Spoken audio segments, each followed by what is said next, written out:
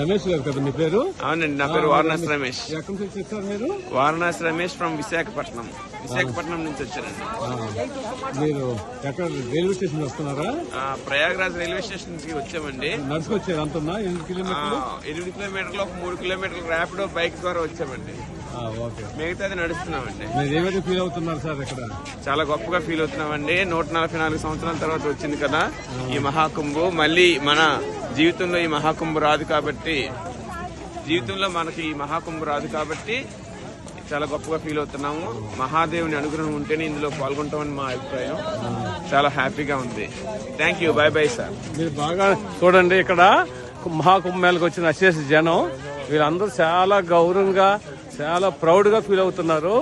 ఇది ఎందుకంటే 144 సంవత్సరం వచ్చింది కదా, మన జీవితం మనకి ఇక్కడ సరి కదా, మన 3rd జనరేషన్, మన 4th జనరేషన్ వరకు కూడా రాదు కదా, కాబట్టి చాలా మంది అశేష జనం వస్తున్నారండి. మల్లా మాధవరావు, విశాఖపట్నం.